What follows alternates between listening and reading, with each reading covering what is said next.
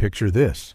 You're a UN pilot over Korea in 1951, flying low, supporting ground troops. Suddenly, the sky erupts. Not tracers, not bullets. A solid wall of glowing metal screaming toward you at 3,000 feet per second. That's the ZPU-4. 4 barrels. One nightmare. And here's the kicker. The Soviets built this monster in 1949 using technology from World War II.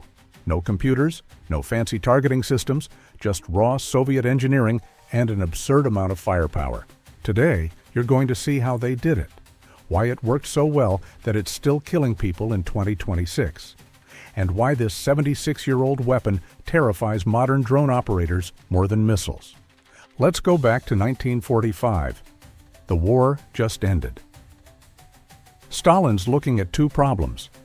Problem 1, American B-29s can fly at 30,000 feet. Soviet fighters struggle to catch them up there. The Germans prove strategic bombing wins wars. Stalin needs an answer. Problem 2, he's got millions of 14.5 millimeter KPV heavy machine guns, designed in 1944 by Semyon Vladimirov. Powerful round, devastating against vehicles and bunkers. But a single gun? Not enough volume of fire to stop fast-moving aircraft. The Americans had the same problem. They solved it with the M45 quad mount, 4.50 caliber machine guns on one mount, the meat chopper. It worked. Stalin wanted the same thing, but bigger, meaner, more Soviet. Here's where Soviet design philosophy kicks in. Instead of innovating, they iterated. Take what works, make it reliable, make it cheap, make a lot of them. The KPV heavy machine gun already existed. 14.5 by 114 millimeters rounds. That's a bullet the size of your middle finger with a case as long as your hand. Each round weighs 64 grams. For comparison, a .50 BMG weighs 42 grams. Do the math, that's 50% more mass. Moving at nearly the same speed, the Soviets didn't reinvent the wheel. They just added 3 more wheels and called it the ZPU-4. ZPU stands for Zenitnaya Pulemyotnaya Ustanovka, anti-aircraft machine gun mount.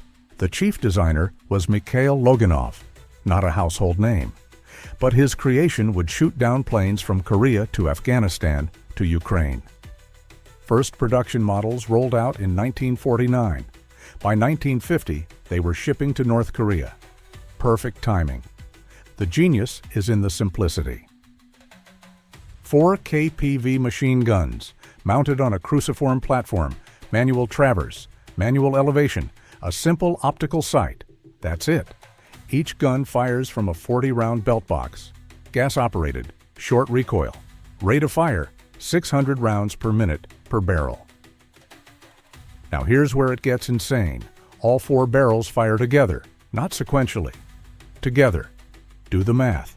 That's 2,400 rounds per minute combined, or 40 rounds per second. 40 14.5 millimeter rounds, every single second. But wait, here's what makes this actually terrifying. The effective range is 1,400 meters. Maximum range? 8,000 meters. That's 5 miles. A 14.5 millimeter round can reach out and touch something 5 miles away. The mount weighs 1,810 kilograms, about 2 tons. Sounds heavy, but it breaks down into 6 pieces. 6 soldiers can assemble or disassemble it in under 2 minutes. The Soviets added a simple 2-wheel carriage. Now it's mobile. Tow it with a truck, a jeep, even a tractor. Get it into position, unhook, deploy, start shooting. No power required, no electronics, just ammunition and a crew of 5. Now you might be thinking, 2,400 rounds per minute sounds great on paper. But what about in actual combat? What happens when you're shooting at jets moving 500 miles per hour? We'll get to that. But first, you need to understand the ammunition, because without the right bullets, the ZPU-4 is just an expensive noisemaker. The 14.5 by 114 millimeter round comes in several flavors, each designed for a specific job. B-32 API, armor-piercing incendiary, the standard load, penetrates 32 millimeters of armor at 500 meters. That's more than an inch of steel plate, at half a kilometer. BZT, armor-piercing incendiary tracer. Same punch as the B-32. But now you can see where you're shooting. Critical for anti-aircraft work. The tracer burns for 3 seconds, gives you a bright red line straight to the target. MDZ, instant incendiary, explodes on impact, devastating against fuel tanks and unarmored aircraft. The Soviets mixed their belts. 3 API rounds, 1 tracer. Repeat. This pattern does 2 things. Gives you visual feedback every 4th round and maximizes armor penetration. Here's a detail most people miss. The 14.5 millimeter round produces 27,000 joules of muzzle energy. A .5 OBMG, 18,000 joules. That's 50% more energy. Again, what does that mean in practice? Against aircraft, 1 hit can sever hydraulic lines, puncture fuel tanks, destroy engines. Unlike smaller calibers that just poke holes, 14.5 millimeters creates catastrophic damage. Against ground targets, it goes through armored personnel carriers, light tanks, concrete walls, bunkers. Korea, 1951 to 1953. The ZPU-4's combat debut. American pilots called it Golden BB Syndrome. You're flying along, everything's fine. Then one lucky bullet hits your engine, or your fuel line, or you. The ZPU-4 didn't need to hit you with all 40 rounds per second, just one, in the right place. Lieutenant Commander Richard C. Knobloch, Navy pilot, shot down over North Korea in 1952. His after-action report describes it perfectly. The fire was so dense I thought I was flying through rain. Then my aircraft shuddered, engine seized, I barely made it out. He survived, many didn't. UN records show the ZPU-4 and its single-barrel cousin, the ZPU-1, accounted for significant aircraft losses. Exact numbers are classified. But here's what we know. More planes fell to anti-aircraft fire than to MiG fighters. The ZPU-4 had another advantage. Volume of fire creates a beaten zone. That's a cone of bullets in space. The target doesn't have to be perfectly centered. It just has to be in the cone. With 4 barrels pumping out 40 rounds per second, that cone was huge. But here's the question nobody asks. If the ZPU-4 was so effective, why did the Soviets eventually replace it with missiles? The answer reveals something fascinating about weapon evolution and why the ZPU-4 is still around today. We'll get to that. But first, let's talk about the reality of actually operating this beast. Operating a ZPU-4 is brutal. 5-man crew, commander, gunner, loader, 2 ammunition handlers. The gunner sits in an exposed seat, controlling traverse and elevation with 2 hand wheels, like steering a very angry, very loud truck. No power assist. Everything is manual. Tracking a jet doing 500 miles per hour requires serious muscle and serious skill. The optical sight is basic. A ring and post. Lead the target. Guess the range. Pray. Each gun has a 40-round belt. At 600 rounds per minute per barrel, you empty all 4 belts in 4 seconds. 4 seconds of firing. Then silence. The loaders scramble. New belts. 40 rounds each. Times 4. That's 160 rounds. Each weighing 64 grams. 10 kilograms per belt. 40 kilograms total. Reload time in combat, 15 to 20 seconds.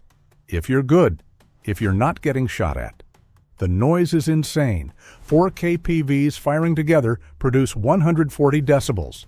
That's permanent hearing damage territory. Soviet crews rarely had proper ear protection. And the heat. After sustained firing, the barrels glow red. The Soviets never solved the overheating problem. Fire too long and the barrels warp. Or worse, cook off ammunition still in the chamber. But here's what makes it work. Simplicity. A crew can learn to operate a ZPU-4 in a week, master it in a month. Compare that to modern systems requiring months of training. The Soviets exported the ZPU-4 to everyone, and I mean everyone. North Korea, Vietnam, Egypt, Syria, Iraq, Cuba, Angola, Nicaragua, Yemen, Afghanistan, Libya. If you opposed the West during the Cold War, you got ZPU-4s, sometimes for free, usually for cheap. Production numbers are murky. Conservative estimates say 50,000 units. Some sources claim over 100,000. Nobody knows for sure. Soviet record-keeping was intentionally vague. But we know this: every Soviet ally had them. Every proxy war featured them. Every conflict in the Third World from 1950 to 1990 saw ZPU-4s in action. Vietnam, 1965 to 1973. American pilots faced thousands of ZPU-4s. Mixed with radar-guided systems and surface-to-air missiles, they created layered air defense. High altitude, missiles; medium altitude, radar-guided guns; low altitude, ZPU-4S. Operation Linebacker 2. December 1972. The Christmas bombing of Hanoi. American B-52s flew into the most heavily defended airspace in history. They faced 1,000 anti-aircraft guns. Most were ZPU-4s and their heavier cousin, the ZU-23-2. 15 B-52s shot down, 93 crew members killed or captured, not all from ZPU-4s. But many were.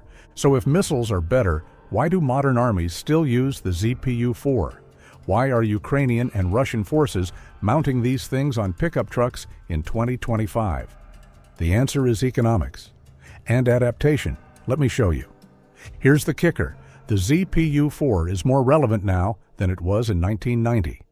Why? Drones. Modern warfare runs on drones, quadcopters, fixed-wing UAVs, loitering munitions. They're everywhere, and they're slow. Missiles are overkill. A $500 quadcopter doesn't deserve a $100,000 missile, but it absolutely deserves 4 barrels of 14.5 millimeter Fury. Syria, Libya, Yemen, Ukraine. All over the world, militaries are pulling ZPU-4s out of storage, mounting them on trucks, calling them technicals. In Ukraine, both sides use them, not for jets, for drones, for helicopters flying nap of the earth, for ground targets at extended range. The Houthi rebels in Yemen use ZPU-4s against Saudi aircraft. ISIS mounted them on Toyota Hiluxes in Syria. Mexican cartels have been caught with them. Why? Because they work, and they're cheap. A ZPU-4 costs maybe $20,000 on the black market. Ammunition runs about $5 per round. For $20,000, you get a weapon that can engage anything below 5,000 feet. That can destroy light armor. That requires no electronics. That can be repaired with a hammer and spare parts. Compare that to a modern short-range air defense system. Hundreds of thousands of dollars. Requires computers. Requires maintenance. Requires specialists. The ZPU-4 requires 5 guys and ammunition. That's it. But here's what's really interesting. The ZPU-4 sparked an entire family of weapons. The ZU-23-2, 223mm autocannons, higher rate of fire, lighter, even more common. The Shilka, ZSU-23-4, 4 23mm guns on a tracked chassis, radar-guided, the ZPU-4's evolutionary descendant. Even the Chinese copied it. The Type 56, identical to the ZPU-4, exported to everyone the Soviets didn't already supply. And the Americans? They learned from it. The M163 Vulcan Air Defense System, a 20mm Gatling gun. Different approach, same philosophy. Volume of fire wins. Here's the ultimate irony. The ZPU-4 was designed to shoot down high-altitude bombers. It failed at that job. Jets got too fast, too high. Missiles took over. But low-altitude work, ground targets, drones, the exact jobs it wasn't designed for? It excels. That's Soviet engineering. Build something overbuilt. Use it for 76 years. Watch it succeed at jobs it was never meant to do. A weapon designed in 1949 to fight World War III is currently fighting in Ukraine, in Yemen, in Syria, in Libya. Show me an American weapon from 1949 still in frontline service. I'll wait. So, let's bring it home. The ZPU-4, 4 barrels, 2,400 rounds per minute, 14.5 millimeters of Soviet brutality designed to stop B-29s. Failed. Adapted to stop everything else. Succeeded. It's crude, it's loud, it's obsolete by modern standards. And it's still out there, still shooting, still killing. Because sometimes simple works. Sometimes cheap wins. Sometimes old technology does the job better than anything new. That's the ZPU-4, a wall of fire built by the Soviets, still burning 76 years later. Now here's my question for you. Would you rather face a ZPU-4 or a modern missile system? Drop a comment. Yes, for the ZPU-4. No, for missiles. And if you want to see how the Soviets took this concept even further, check out our video on the Shilka, 4 23mm autocannons, radar guidance, and a track record that makes the ZPU-4 look gentle. Click that video, you won't regret it. Thanks for watching. I'll see you in the next one.